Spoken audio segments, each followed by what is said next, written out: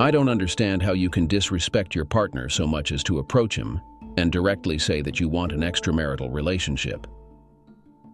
I believe that if a married couple starts a similar conversation, then they need to get divorced immediately or solve the problem with the help of a psychologist. But my wife decided to go the other way. If you truly love me, you'll allow me to do this. How many husbands have heard those words from their wives' lips? That was what my wife uttered to me during what was supposed to be a romantic dinner celebrating our 5th anniversary. And then everything fell apart. So, how did we reach this juncture? My stunning 29-year-old wife just disclosed her desire to engage in extramarital affairs. She was straightforward about it. At least it seemed plain and simple to me. I had arranged a splendid dinner at one of our favorite upscale restaurants, complete with white tablecloths and a respectable wine selection. I even purchased her a diamond necklace she had been hinting at since her birthday. I spent nearly $1,000 on that necklace, and now I need to figure out how to get my money back. During the meal, I sensed her unease, which shifted our usual relaxed conversation into a somewhat forced state. She appeared distracted, her eyes darting around the room as if searching for something or someone. Typically, she'd meet my gaze when speaking, but tonight she avoided eye contact, focusing instead on the table or her wine glass. As we finished the main course and poured another glass of wine, she finally broached the topic weighing on her mind. "Honey, there's something I've been wanting to talk to you about. It's been bothering me for a while now, and I feel like I need to address it." Setting down my wine glass, I paused, wondering what could be troubling her. Her voice took on a serious tone, indicating the importance of the matter. What was it that was preoccupying her? My mind immediately jumped to the possibility that she was about to discuss the prospect of starting a family. We'd broached the topic before, numerous times over the past 3 years, but opted to postpone parenthood until we had made more progress in our careers and saved up a larger nest egg to cover the expenses. Well, we'd achieved those goals, and I was eager to expand our family. Was she ready to? I hoped fervently that this was the topic she wanted to discuss. However, her avoidance of eye contact suggested otherwise. Typically, if someone wants to discuss starting a family, they'd wear a wide grin and maintain unwavering eye contact. What was going on? "Darling, there's something I want to discuss that you might not agree with at this moment, but it's something I've carefully considered and it's important to me." Andrea, my wife of 5 years, paused before speaking. "I feel the need to venture beyond our relationship and explore life. I believe it will help me understand myself better and ultimately make me a better partner for you." I was left dumbfounded, a whirlwind of confusion, bewilderment, and anger sweeping through me simultaneously. What the hell? "I'm sorry." "What?" I interjected, pressing my hands firmly onto the table, locking eyes with her, my face a portrait of utter perplexity. Avoiding my gaze, she continued, "I want to pursue other connections, Rob. I want your consent in advance so there won't be any unpleasant surprises." My frustration surged, my pulse quickening, and tension rising. "What kind of connections are we talking about, Andrea?" Her response was evasive. "Possibly various kinds, I suppose." My confusion mounted with each passing second as my breaths grew more labored, my lungs resisting the intake of air.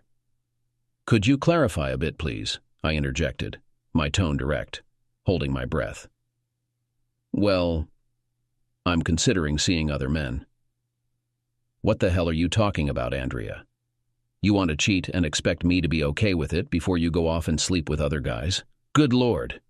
My voice escalated, and I realized some nearby diners might have overheard. "Lower your voice, dear. No need for everyone to eavesdrop on our conversation," Andrea urged, attempting to hush me. I realized she intended to drop this piece of news on me in a public setting to prevent a scene. She caught me off guard, really got me. I felt nauseous, my stomach twisted in knots. All I could manage was a bewildered, "Why?" Why do you want to see other men, Andrea? Well, I feel I need space to discover myself. Discover yourself? What does that even mean, Andrea? Are you suggesting you want to sleep with other men? Are you leaving me? No, darling, I'm not leaving you. There are various reasons why I feel compelled to do this. But please believe me, I love you deeply. You're my soulmate. I envision a future together, starting a family, growing old together. Right now, though, I need to explore certain aspects of myself that I'm not experiencing currently. I want your permission to explore these things, that's all. It would only be for a few months, and then I'd be yours and only yours again, Rob, your wife. I promise. All right, this scenario was pretty much the worst-case scenario my simple mind could conjure. During our 5th anniversary dinner, my wife dropped a bombshell. She expressed her desire to sleep with other men. She expected me to passively accept this arrangement, promising to resume our marriage once she felt satisfied, as if nothing had transpired, but assuredly as a better wife for it. I was dumbfounded, speechless. I couldn't muster a response. My mind went blank. I couldn't even breathe. Standing up, I delicately placed my napkin on the table, picked up my wine glass and finished its contents, carefully set it down, then turned and left the restaurant. Darling, where are you going? I don't know, but I think you need to take a cab home. I left the restaurant, found my car, started it up, shifted into gear, and simply drove off. I had no destination in mind. My head throbbed with pain, originating from the back, but spreading throughout. Time and location became a blur. The following morning, awakening in my car, I struggled to recognize my surroundings. Exiting the vehicle, I stretched and yawned, attempting to piece together the events of the previous night, hoping it was all a terrible dream. Desperately needing to urinate and craving a large cup of coffee, I realized I had to sort out my thoughts before returning home. I relieved myself in the bushes a few yards away from my car, then returned to my vehicle, started the engine, and set off in search of the coffee I desperately needed. Finding a small diner, I grabbed some breakfast to accompany the coffee, all the while contemplating how to address this issue. Allowing my wife to engage with other men was out of the question. It would undoubtedly spell the end of our marriage. Despite her revelations last night, doubts about her true nature crept in. Perhaps she was experiencing a breakdown, detached from reality and indulging in fantasies. I couldn't be certain. I'm no psychiatrist, just a bewildered husband. Glancing at my cell phone, I realized it had been turned off overnight. Upon powering it up, I found multiple missed calls and text messages from Andrea, expressing concern about my whereabouts and well-being. At that moment, the idea of returning home held little appeal.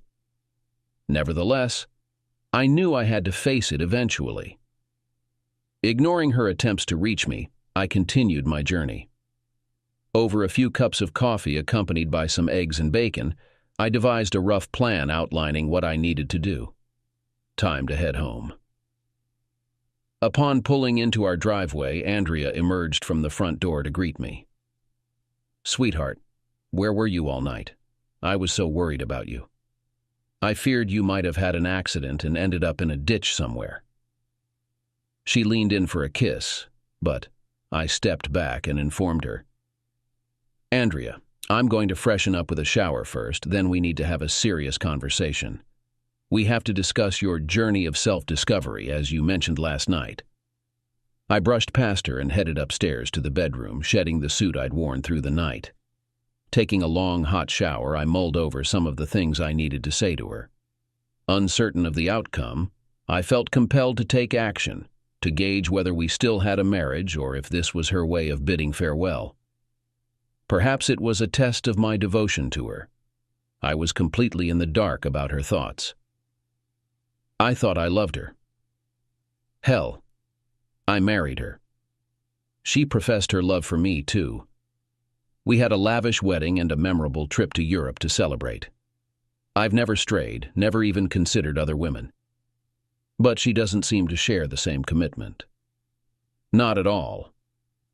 Luckily, we don't have any children. Whether we ever will depends on what unfolds in the coming days and weeks.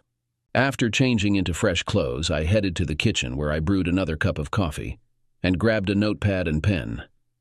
Andrea was already there, perched at the island, observing me intently. Though I tried to appear composed inwardly, I was a turmoil. I poured myself some coffee and took a seat. All right, Andrea, explain to me once more why you feel the need to pursue relationships outside of our marriage. Darling, I crave validation as a woman. Right now, I don't feel like my needs are being fulfilled. I need the freedom to explore and see if I can find that fulfillment independently. So, are you suggesting you want to temporarily leave me to figure out what you want? No, darling. I'm not suggesting leaving. I intend to stay right here with you in our home, but I need autonomy over my time and actions. When do you plan to start this exploration and establish your new schedule, Andrea? Well, I suppose any time works for me. Do you support my decision to do this? No, I don't support any of this, Andrea. When we got married, we vowed to be partners and lovers for life. And now you want to seek intimacy elsewhere. What am I supposed to make of this? I feel like you're ready to walk away from our marriage. Darling, it's different from that. I'm searching for a connection between us that we've been lacking for a couple of years now. Our lives revolve around work, work, work. We don't have as much fun as we used to. I don't feel valued in the way you used to when we first got married. Valued? My God, everything I do is for you. I've been working tirelessly so we can build a family and achieve the dreams we talked about when we got married. This house is nearly paid off, for heaven's sake. I could feel my anger rising and had to calm down before I lost my temper completely. Are you considering sleeping with other men? That question stopped me in my tracks. I had to address it head on before anything else. Darling, I'm not sure what I'll do yet. If the circumstances and person are right, I might consider it. So you're planning to cheat on me. It's not about cheating on you, Rob. It's not cheating if you're aware of it. Oh, goodness. I was feeling incredibly stressed at that moment, and I had to take a deep breath and exhale slowly to maintain my focus. Got it. I paused for a moment, taking a long sip of my coffee, wishing it was something much stronger. I needed to control my emotions and get through this. So, let me make sure I understand, Andrea. You're going to date other men, go on dates, and maybe go to bed with them. And you plan to do all this while still staying here at home. Is that correct so far? Sweetheart, it's not as straightforward as that. I don't know, Andrea. It seems pretty straightforward to me. Are you suggesting we do anything together during this time? You're still married, you know. Are we just pausing our marriage for a while? Do you expect us to still be intimate while you're doing this? Of course, Rob, we're a family, you and me. I love you dearly and want us to stay a family. This is just something I feel I need to do occasionally to figure things out for myself. How often do you plan on doing this, Andrea? Every weekend, a couple of times during the week, nightly? How much exploring are you planning? I'm not sure yet, darling. Why are you so concerned about the frequency? Well, I need to decide what I'm going to do while you're dating and having fun with your new potential partners. I don't have a boyfriend, Rob, at least not yet. I took a deep breath and exhaled slowly. I was on the verge of losing my temper and had to exert considerable effort to avoid damaging something at that moment. Andrea, I need to clarify some things in my mind before we leave today. Have you truly decided that this is what you want? Have you considered the impact on our marriage? Andrea nodded, but didn't directly address my question. It seemed she hadn't fully considered how I might feel about her decision. She hadn't considered that I might have my own thoughts on the matter. And then she said it. If you love me, you'll let me do this. I retorted, Andrea, if you truly love me, you won't go through with this. That was the boundary I drew. Honey, I've decided that this is what I'm going to do. You can't convince me otherwise. That was it. That ultimatum would determine our future. Our marriage would never be the same.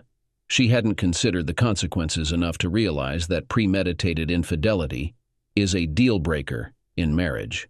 Now, my strategy had to be put into action. "All right, these are my terms, and they're non-negotiable," I stated, outlining what she needed to do if she wanted to pursue other relationships. "You'll need to find a new place to live while you're doing this. I won't share a home with you while you're dating and sleeping with other men, and don't even think about bringing them here. That's off the table." "Darling, where am I supposed to go?" "Well, maybe you could stay with one of your friends." "What about Jessica, that woman from school you've been spending so much time with? You mentioned she's divorced and lives alone. Give her a call and see if you can stay with her for a while. If that doesn't work out, you can look into renting a short-term apartment. But you'll have to cover all the expenses, utilities, and your car payments." Andrea, a grade 3 teacher at the elementary school, earned a comfortable income. Meanwhile, I worked as a forensic auditor at a large firm, also enjoying a good salary supplemented by annual bonuses. "It seems I may not be meeting all your needs in our relationship," I acknowledged. Andrea met my gaze for the first time, sensing victory in our ongoing struggle. Continuing, I pondered. "If you're suggesting an open marriage, then I suppose I'll need to be understanding while you pursue other affairs. Will you still return home to me, Andrea, once it's all said and done?" "Darling, I understand. I love you deeply. You're my spouse. I desire us to build a family together. And what do you expect me to do while you're out with other men? Do you expect me to remain faithful? Should I just sit at home, waiting for you to finish with your boyfriends, then welcome you back with open arms? Is that what you anticipate, Andrea? Have you even considered how this will affect me? I want you as my spouse, and only you. Whatever happens while I'm away won't matter once I come back to you. I want you to be my partner and the father of our children." I found it peculiar. She seemed to have accepted that I wouldn't allow her to bring other men into our home for intimacy. Perhaps she thought that was a victory for her. She gets to socialize with other men without me intervening.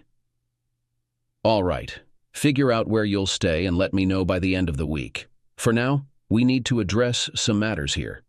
Please move your belongings to the spare bedroom. I'm not sure if I can share the same bed with you right now. Your plan is too painful. It feels like you're leaving me without explicitly saying it. So tell me what I should make of this." Andrea's silence indicated to me that she was beginning to understand that I wouldn't passively accept the situation. Perhaps she was taken aback by my insistence on her leaving our bed. However, what did she anticipate? Did she truly believe I would naively allow her to wander off and engage in infidelity, only to return home expecting us to carry on as a happy couple, have children, and live a normal life? Absolutely not. Andrea had developed a close relationship with another teacher, Jessica, and I suspected that she might be the source of some of Andrea's foolishness. Jessica, a divorced grade 4 teacher at the same school where my wife worked, had been kicked out by her husband 2 years prior, after he discovered her infidelities with multiple partners. At 35, Jessica was an attractive woman with an appealing physique, but her downfall lay in her tendency to engage with any man who showed interest. I had a hunch that Jessica's influence might be driving Andrea's desire to explore herself before starting a family. For me, the harsh reality was that if Andrea continued down this path of exploration, there wouldn't be a family, at least not with me. Instead, the only outcome would likely be a divorce. I rose from the table and began to walk away. Andrea inquired, "Is this the end, Rob? Are you asking me to leave?" "Yeah, that's the current situation. Andrea, don't misunderstand me. I don't want this at all. We made a commitment to be faithful when we got married. You're intending to break that commitment, so what do you expect me to do? Do you expect me to sit idly by while you engage with other men? If you desire an open marriage, then I suppose I have the same right." Andrea was left speechless, and I departed before the situation could escalate into a heated argument. I grabbed my car keys and headed out of the house. "Where are you off to, honey?" "I'm not entirely sure yet, but remember to move your belongings to the spare room and start searching for a place to stay. Just remember, you don't get to betray our marriage until you've moved out." I turned and departed, slamming the door with more force than usual. If it came down to it, I was ready to be the one to leave. But given that my wife instigated this messed-up situation, she could deal with the inconvenience. Moreover, I suspected that Jessica, that promiscuous woman, was influencing Andrea into this, so let her take responsibility. Despite my urge to drive to Jessica's place and confront her, I had to restrain myself. On Monday morning, I woke up early and left my office before Andrea even got out of bed. With Andrea's intentions looming over me, I knew I had a lot of work to do on my plan. I refused to tolerate her infidelity. If she had decided to end our marriage, then I needed to take action. The thought of her cheating on me hurt deeply. I couldn't stand by while she engaged in extramarital affairs and then pretend everything was fine when she returned home. What if she contracted a disease or became pregnant? That was not an option. My first step was to call my lawyer. He was a friend who handled our more routine legal matters like real estate and wills. I didn't expect him to handle the divorce proceedings himself, but I knew he could recommend a competent attorney. He came through, referring me to a skilled divorce lawyer at his firm. My meeting with her was scheduled for that afternoon. It was a challenging meeting, but my new attorney proved to be a skilled litigator and well-versed in the laws of our state. I didn't intend for our divorce to be contentious. In fact, I was content with a fair 50-50 division of our assets. Both of us had little when we married and had worked hard to build a comfortable life and family together until now. So I was satisfied with splitting things evenly. I'm not entirely heartless. The necessary paperwork would be prepared and held until I had evidence that my wife was indeed involved with other men. Until then, this was merely a preliminary step on my part. The week dragged on slowly. I made an effort to minimize my time at home and instead went out every evening, often heading to the gym to relieve stress. I observed that Andrea was frequently with Jessica, and on Thursday, she informed me she'd be staying with her for a few weeks until finding a better living arrangement. I understood it would provide her a convenient spot to spend time with her boyfriends without interruption from me. Jessica would probably be hosting her own partners simultaneously, making it quite the gathering. Good Lord, this situation was a mess. On Saturday, after being married for 5 years and 1 week, my wife confirmed her decision to engage in extramarital relations by packing her belongings into her car and leaving. Just before departing, she hesitated, saying, "Honey, don't I want to leave? Can't we find a way to work things out so I can stay? I love you deeply and I truly want to improve our marriage." In response, I said, "Andrea, if you truly loved me and desired a better marriage, you wouldn't pursue this course of action. While I want you here with me, I cannot accept you being intimate with other men while you're still my wife. I love you, but I won't tolerate that behavior. Let's go to marriage counseling together to address our issues. If you refuse, I'm at a loss for words. So please, leave." As she loaded her belongings into her car, I drove to the hardware store to purchase new locks for the house. I changed 3 locks and updated the security code for the garage door opener. On Saturday night and throughout Sunday, I remained at home, gazing at the walls, hoping Andrea would regain her senses and return home. The following week proved exceedingly challenging. Each day I visited the gym and resumed running in an attempt to alleviate my stress. At times, I felt profoundly despondent, contemplating pleading with her to come back. Mentally, I struggled to comprehend that my wife was choosing to engage in extramarital affairs while we remained married. I grappled with feelings of inadequacy, questioning if my worthlessness drove her to flaunt her infidelity. It seems that way, doesn't it? I conducted online research on the psychology of infidelity and the reasons behind spousal cheating. I was surprised to discover that approximately 40% of married individuals engage in infidelity. What's more surprising is that nearly 90% of them choose to remain in their marriages. Infidelity, whether by one or both partners, is often silently accepted by the other spouse. Factors such as children often come into play, making it easier for the betrayed spouse to overlook the infidelity, especially if it's discreet, and carry on as if nothing is amiss. Many cheating wives claim to still love their husbands and families but seek excitement outside of their marriage, something they feel is lacking at home. Many women engaged in affairs express that managing a household is demanding, with the daily responsibilities of maintaining a family and attending to children's activities leaving little room for excitement in their intimate lives with their husbands. They crave the thrill of being created by a partner focused solely on them, without routine conversations about household chores or children immediately after intimacy. Perhaps the secret to a successful marriage lies in treating one's spouse with the passion and attention typically reserved for a lover, without resorting to divorce. Simply relishing in the physical connection. Should I consider approaching my wife at the club she and Jessica plan to attend? Infidelity occurs for various reasons: lack of satisfaction, lack of passion, emotional disconnection between spouses, and sometimes as a form of retaliation for a partner's infidelity.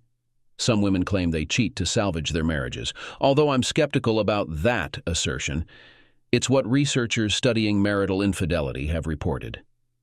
Marriage is intricate, requiring ongoing effort to nurture the relationship. An open marriage in which both spouses realize that they will have other relationships and partners rarely persists in the long term. Emotional connections are established, leading to eventual hurt feelings, often resulting in divorce. Polyamorous relationships are similarly complicated and tense, especially when children are involved. The constant threat of introducing sexually transmitted diseases into the relationship adds to the complexity. Personally, I believe monogamy is optimal in marriage, and if both partners don't agree, they shouldn't be married. They should seek different partners who share their views. Did I neglect my wife and push her away? Did I fail to give her enough attention while I pursued what I believed was necessary to build a life for us? Was I mistaken? I'm not sure. What I do know is that I was unhappy when my wife left our home to be with other men, seeking something she felt I couldn't provide. I didn't see her actions as beneficial to our marriage. And so another slow week passed by. I refrained from reaching out to my wife, and Andrea only messaged me once, requesting that I forward her mail. Her messages lacked any hint of a desire to salvage our marriage. They were strictly business. It was evident she was moving forward with her plan to seek out companionship, perhaps even multiple partners, for enjoyment. I contemplated shadowing her from the apartment to wherever she and Jessica went, curious about her rendezvous. Despite driving by the apartment multiple times, I resisted the urge to stop, realizing I couldn't subject myself to such surveillance. I needed to allow her to make her own choice. Otherwise, she'd never truly return to me. With each passing day, the likelihood of her reconciliation dwindled. Simultaneously, the longer she delayed her return, the less inclined I became to welcome her back. After a month of minimal communication, Andrea unexpectedly appeared at the house. Unable to unlock the door with her key, she resorted to ringing the doorbell and knocking. I answered. "Andrea, what brings you here today?" "Honey, my key doesn't seem to work anymore. What's going on?" "That's because I changed all the locks," I replied with a stoic expression. As Andrea attempted to enter the house, I blocked her path. "What do you want, Andrea?" "I came to retrieve a few belongings I left behind when I moved in with Jess." Once again, her visit wasn't about seeing me. It was purely business regarding her belongings. My feelings and any pain I might be experiencing didn't seem to matter to her. It was clear I was just an obstacle in her way. Did she truly believe I wouldn't care about her involvement with other men, and eventually take her back? "There are some boxes in the garage with your belongings that I gathered from around the house." "Why did you do that, honey?" I'll be returning home in a few months, so there's no need to pack everything up. I allowed her into the house. After all, it was still partly hers. We headed to the garage where she could see numerous boxes of her belongings ready for her to take. How long do you plan to stay with Jessica? She's been really supportive. I'll be staying with her for a while. I'm confident it'll only be for a few more months, and then I'll return and be an even better wife to you, honey. We can start a family. Then. I scoffed at that remark and internally cringed. Yeah, right. I wasn't convinced how sleeping with other men would somehow improve her as a wife or prepare her for motherhood. But in her convoluted reasoning, likely influenced by Jessica, that's what she chose to believe. Surely she must have known it was nonsense. I had my own thoughts on the matter. So, have you found a boyfriend yet? Andrea blushed at my question, and I could guess the answer. Jess and I have been on some dates with guys from our club, but that's about it. How do you like being close to your new boyfriends? Her face remained red as she rummaged through boxes for her things. Knowing the answer, I left the garage and returned to the kitchen for coffee and the newspaper. A few minutes later, she emerged with a bag of belongings, scanning the kitchen. I think she anticipated the house being in disarray while she was away, but it was quite the opposite. I had arranged for a cleaning service to come 3 times a week, so the place was immaculate. She seemed disappointed by the absence of mess. There were no stacks of dishes, no empty beer bottles, no heaps of laundry. The house was well maintained, while I struggled to keep myself composed, grappling with the fact that my wife had left me for other men. Is there anything else you require, Andrea? I could sense her curiosity about what was happening in her absence. So, honey, have things been all right since I started spending time with Jess? I'm okay. Work's been keeping me occupied. I've been traveling quite a bit. Honey, have you been getting out at all or just staying home alone? There it was, the question I'd anticipated. Remember what they say, what's good for the goose is good for the gander. Time for me to subtly challenge her. I've been keeping myself busy. I joined a cycling group that has organized rides twice a week. We start from a specific point and ride together for 40 to 60 miles. It's been enjoyable. I've met a lot of new people, and we usually grab a beer and a burger afterwards. Cycling that distance definitely builds an appetite. Between working out and the stress she was causing me, I've lost 15 pounds in the past few weeks. Exercise was perhaps the only thing preventing a mental breakdown. I made sure to avoid excess alcohol. It wouldn't have helped. That's nice, she replied, her tone suggesting more interest in my activities than her response let on. My takeaway was that she wanted to know if I was meeting other women. Driving away from home, Andrea probably began to realize that her plan was not going as she expected. Perhaps her devoted husband met someone else and decided he didn't want to stay married to her. Perhaps her quest to find a boyfriend to compensate for the lack of attention in her marriage may have more serious consequences than she imagined. I found out that Andrea was dating 2 men from the club she attended with Jessica. She had a close relationship with both of them several times, but they weren't interested in her anymore. After these meetings, they were glad to leave Jessica's apartment. Both men were married and just looking for casual pleasure, and Andrea fulfilled this role. After 2 months, I realized that my marriage was over, and I needed to move on to the next stage of my plan. Andrea hadn't reached out to me in weeks, indicating she wasn't considering me or our marriage. It seemed she was pursuing her own desires without showing any interest in returning home. Even if she did, it would likely come with numerous conditions, and I wasn't certain I'd welcome her back. My concerns deepened when I discovered she had gone on vacation to the Dominican Republic with one of her boyfriends during the school break. They enjoyed a getaway in the sun, focusing on tanning and other activities. If that was her idea of strengthening our marriage through infidelity, then Jessica's slander about my poor conduct as a husband, along with neglecting my wife, had influenced Andrea before she opted to end our marriage. Now she resides in a 2-bedroom apartment with her discontent divorcee friend, and her standing among colleagues and family is deteriorating. When Andrea's mother discovered she had traveled to the Caribbean with another man, she reached out to me, assuming our separation stemmed from arguments. The message that her daughter left me for other bed contacts caused her to distrust. I urged her to speak directly with Andrea for the truth. Andrea's mother questioned her. "Andrea, why did you leave your home? What's going on between you and Robert? Is he mistreating you?" "No, Mom, he's not mistreating me, but he doesn't fulfill my needs for excitement right now. Rob doesn't make me feel wanted. I crave that feeling. I don't feel attractive to him, so I seek it elsewhere. I want some enjoyment before Rob and I start a family. I need this now, but I'll return to him when he appreciates me more, and everything will be fine. You'll see." Andrea's mother was shocked by her words.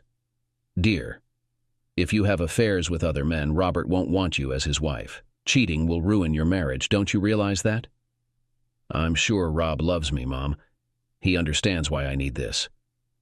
I'll come back home in a few months, maybe a year at most, and then we can have children."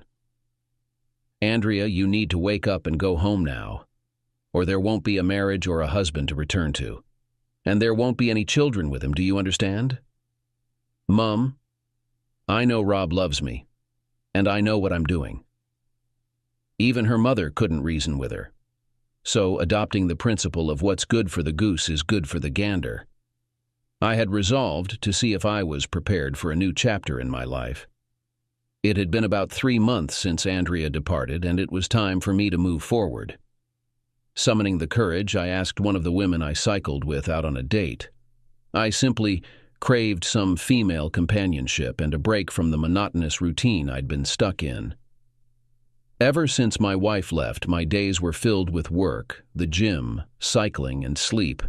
Rinse and repeat, waiting for this ordeal to pass. That was the extent of it. A part of me hoped Andrea would come to her senses, put an end to this nonsense, and return home. But that seemed unlikely. I had to confront the reality.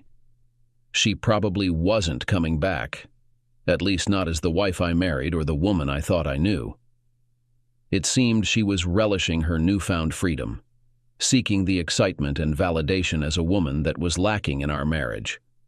Those are the things psychologists claim motivate married women to cheat on their husbands. So I attempted to arrange a meetup without coming off as overly eager or solely interested in hitting on someone. I realized that could be awkward. My aim was to build rapport within my cycling group and vice versa before considering asking one of the women out. I didn't want it to seem like a sympathy date. Given the close-knit nature of our cycling circle, most of my friends were aware of my separation from my wife, and it's possible some knew about Andrea's active dating life. In a smaller city like ours, word travels fast and gossip inevitably circulates. When I invited a woman named Diane to join me for drinks and a meal, I was pleasantly surprised when she accepted. I aimed for a casual and relaxed atmosphere, without attaching too much significance to the outing.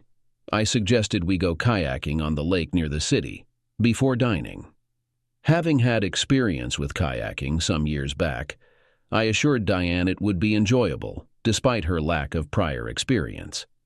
She expressed interest in trying it out, so our plans solidified into a date. The meal and drinks would follow our outdoor activity. It turned out to be a fantastic experience. Diane had a blast kayaking. We paddled for about 10 miles over 3 hours. Afterwards, we headed to a nice restaurant for a delicious meal and drinks. I opted for a steak with fries and a tasty local craft beer, while Diane enjoyed a pasta dish with white wine. It was relaxed, casual, and pressure-free. Later, we grabbed some ice cream from a stand on the waterfront boardwalk. I drove her home and expressed how much I enjoyed the day. I almost kissed her on the cheek, but she surprised me by planting a kiss on my lips, which was delightful and unexpected. To avoid seeming too eager, I waited until our regular Tuesday cycling meetup to suggest another date. Diane caught me off guard when she mentioned she thought I didn't have a good time because I hadn't called. I assured her that it was quite the opposite. I had a wonderful time, especially being with her. We planned to meet up again on Saturday, this time for a round of golf. I read online that there's a delicate balance when it comes to texting and calling someone you're interested in. It's often seen as a red flag if someone is constantly texting or calling, as it can come across as too needy, causing the other person to pull away. So, I decided to text Diane on Friday, letting her know I was excited about our golf plans for Saturday and suggesting a time for me to pick her up, while also giving her the option to meet me at the golf club if she preferred. She responded asking me to pick her up, so we arranged for the early afternoon. We had a wonderful time on the golf course, even though neither of us will ever be pros. That evening, we had dinner at my place, enjoying a barbecue and a bottle of wine. Later, when it was time for me to drive her home, she surprised me by taking the car keys and placing them on the kitchen counter, then asking to see the bedroom. The next morning, I woke up and saw an amazing woman lying next to me, her hand casually resting on my body. Diane possessed dark, luscious long hair, captivating green eyes, and flawless skin. Although a faint scar adorned her chin from a past bicycle accident, it only added character to her already beautiful face. Standing tall at about 5'11", she boasted a slender figure, likely weighing around 140 lbs, and maintained exceptional physical fitness. Diane worked as a nurse in the pediatric department of the local hospital, exuding genuine compassion in all her actions. There was an undeniable magnetism about her that had drawn me in from the moment we met. We enjoyed breakfast together on my patio, but soon the conversation shifted towards me and my plans, particularly regarding divorce. It was a delicate topic, as I sensed the direction it was heading. Diane sought clarity on my intentions before investing emotionally in our relationship, a reasonable request indeed. After all, no woman wants to invest time in someone who might reconcile with their estranged spouse in a matter of weeks. As I recounted the peculiar way Andrea had explained her departure to Diane, her expression confirmed what I had suspected all along. Andrea wasn't coming back. That realization served as the gentle push I needed to proceed with the next phase of my plan. On Monday morning, I phoned my attorney and instructed her to engage her investigator for the task. My aim was to ascertain the extent of my wife's involvement with other men prior to initiating divorce proceedings. It turned out she had been seeing several men, mostly married, and they frequented Jessica's apartment for post-bar and club gatherings. 2 weeks later, Andrea was served with the divorce papers, initiating a cascade of events. That night, she showed up at my doorstep holding a large brown envelope, her expression troubled. "What brings you here tonight, Andrea?" "Honey, someone delivered these documents to me today." "Why did you file for divorce?" "I told you I'd be home soon. I even considered coming back this week. We could start working on the baby we discussed." I invited her to come in and sit in the kitchen. "It's a little late for that, Andrea," I reminded him. "I told you straight out not to leave, but you decided to leave anyway." "Honey, I explained to you that I needed to find myself and feel confident," she objected. I couldn't help but chuckle. "So, do you feel confident now?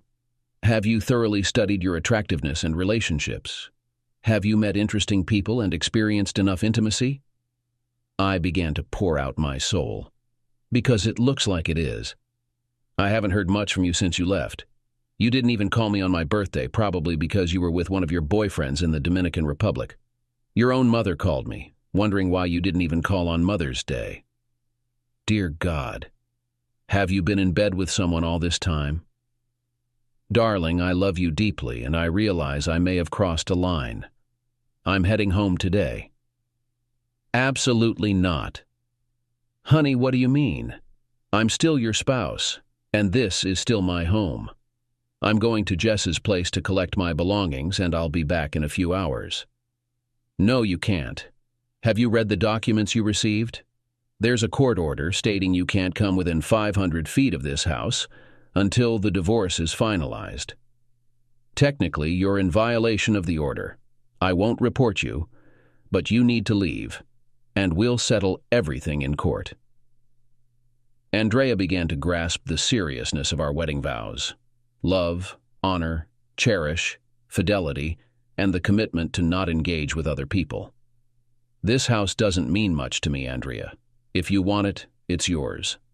My half is worth around $150,000 since it's almost paid off. If you prefer, we can sell it and split the proceeds. It's that simple. But you're not moving back in, at least not while I'm here. I escorted her to the door, closed it, and locked it behind her. A month later, we managed to avoid going to court and settled the divorce quietly. Andrea received half of our assets as she was legally entitled to. The house was sold and I moved forward. Andrea resumed her new routine. I learned from a friend that the charter school where she worked had advised her to keep her social life more discreet.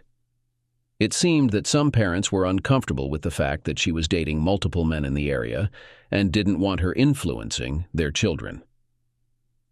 Most of the complaints came from the mothers who privately expressed their disdain for the woman teaching their kids.